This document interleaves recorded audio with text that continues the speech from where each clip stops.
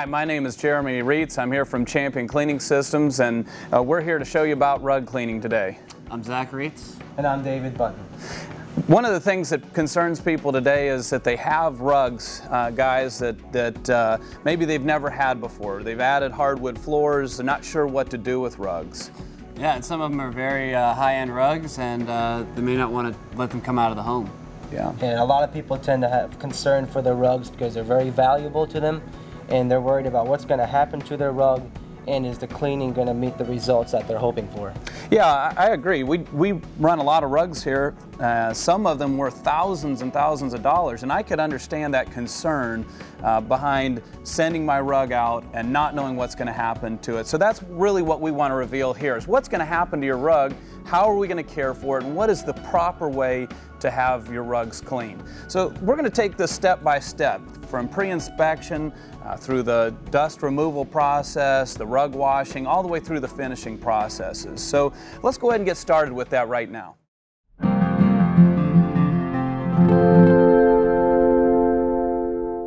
Zach, you know, we get rugs from all over the world, so pre-inspection is pretty important because every one of them is put together different. And so because of that, we have to address them in different ways. Yeah, and really, one of the best ways to really find out about a rug is not to look at the front, to take a look at the backing of the rug. You can see what it's made out of, and also looking at the front, we can tell, we want to look at the colors in the rug to see whether it's a potential for bleeding or not. Yeah, this is definitely one that I would point out as being a potential for bleeding because of the bright colors, the white in here, so we need to do a test on that. Yeah. This is the other rug here. This is also a handmade rug. Notice on the backing of this one it has some blue yarns in the construction and the weft yarns. That's something to take note of. Yeah, could potentially be another area where bleeding could be a problem. I also noted the detailing here in the fringe. We want to check that too, because as we clean that, we don't want that to bleed. Yeah, and you wouldn't even have noticed that from the front, the blue, but from the backing you can see it. Sure. This one kind of caught my attention. It's a little bit unique in that it doesn't have a fluffy texture like we would typically see, but it's more of a woven texture on the front. So we want to make sure that we look at that one more from a shrinkage standpoint. Yeah, and this one here is another handmade fine rug. Doesn't look to be too much of a problem.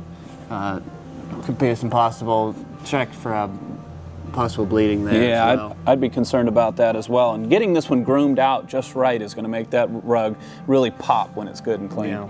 This one here is a pretty common rug that we see. You notice the backing is different from all the others. This is a latex backing, a cloth that they glue over the back of the rug. Yeah, well, you know, the thing about this is they put that backing over there because it makes it a nice clean finish, but it prevents us from being able to put this in the rug bath. Yeah, so we'd have to surface clean that rug. Very nice, pretty rug made out of wool, but it's going to require a different cleaning process. This one here is a pretty typical Chinese rug. You can notice the difference in the thickness of the pile that it has. Also another very nice handmade rug. And then last year this cherished stand, which is very common. This is one of the only machine-made rugs that we have here, but a very high-quality machine-made rug.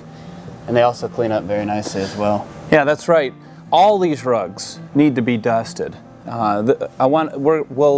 When we look at these rugs, they all kind of look fairly clean. They're not in terrible shape, but that's when you really want to have them cleaned. So David, one of the really important parts of the pre-inspection process is checking for dye bleed. Why? Well, simply because of the fact that a lot of the rugs that we receive does have the potential for bleeding.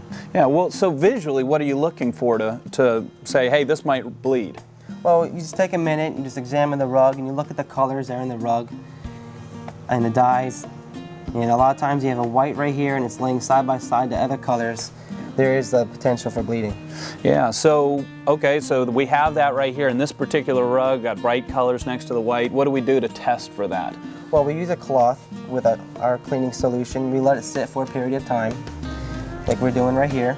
And we just simply take the weight off of it, peel back the rag, and examine it for any color. Yeah, I see some in there.